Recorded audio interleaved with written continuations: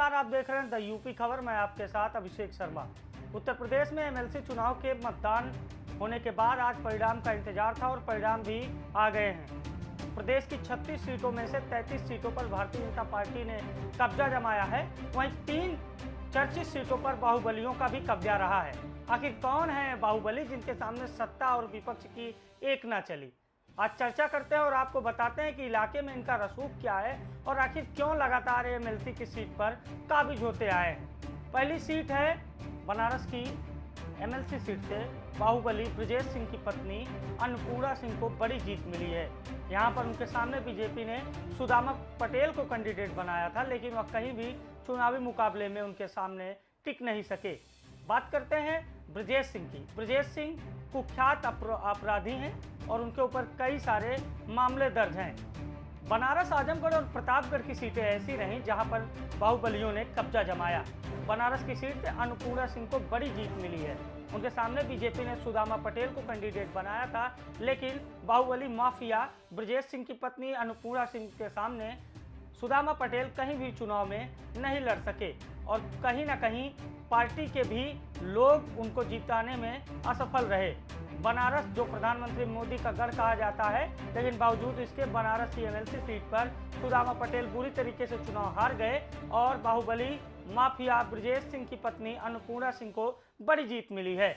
अब बात करते हैं आजमगढ़ की सीट की। आजमगढ़ की सीट से भारतीय जनता पार्टी ने बाहुबली रमाकांत यादव के बेटे पूर्व विधायक पवई फूलपुर अरुण कांत को अपना उम्मीदवार बनाया था और आजमगढ़ मऊ की सीट से अरुण कांत की जमानत जब्त हो गई। यहां से भारतीय जनता पार्टी में हाल ही निष्कासित किए गए जसवंत सिंह के बेटे विक्रांत सिंह उर्फ रीशु सिंह को निर्दलीय प्रत्याशी के रूप में बड़ी जीत मिली। जसवंत सिंह की बात की जाए तो आजमगढ़ और मऊ क्षेत्र में उनका एक दबदबा माना जाता है। भारतीय जनता पार्टी में वो 2017 में शामिल हुए थे और एमएलसी भी हैं, लेकिन उनके बेटे ने निर्दलीय पर्चा दाखिल कर दिया, जिसकी वजह से बीजेपी ने जसवंत सिंह को भी पार्टी से 6 सालों के लिए निष्कासित कर दिया। बावजूद इसके जसवंत सिंह के बेटे विक्रांत सिंह रीशु सिंह ने बड़ी जीत दर्ज की। अब बात करते हैं तीसरी सबसे चर्चित सीट प्रतापगढ़ की। प्रतापगढ़, जो कहीं ना कहीं बाहुबली माफियाओं का गढ़ माना जाता है, राजा महाराजाओं के घर के नाम से मशहूर प्रतापगढ़ में भी इस बार मुकाबला दिलचस्प होने की उम्मीद जताई जा रही थी। समाजवादी पार्टी उम्मीदवार के साथ साथ बीजेपी ने भी यहां से नगर पालिका अध्यक्ष के पति हरि प्रताप सिंह को भी चुनावी मैदान में उतारा था, लेकिन वह चुनाव में कहीं भी अक्षय प्रताप सिंह गोपाल, जो जनसत्ता दल के उम्मीदवार हैं, उनके सामने नहीं टिक सके।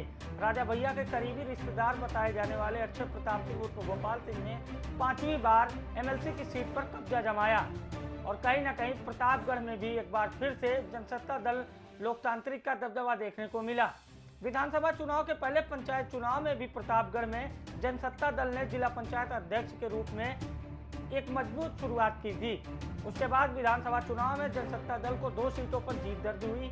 उसके बाद एमएलसी के चुनाव में अक्षय प्रताप सिंह, जो राजा भैया के रिश्तेदार बताए जाते हैं, उन्होंने 5 बार लगातार जीत दर्ज करने का एक रिकॉर्ड कायम किया।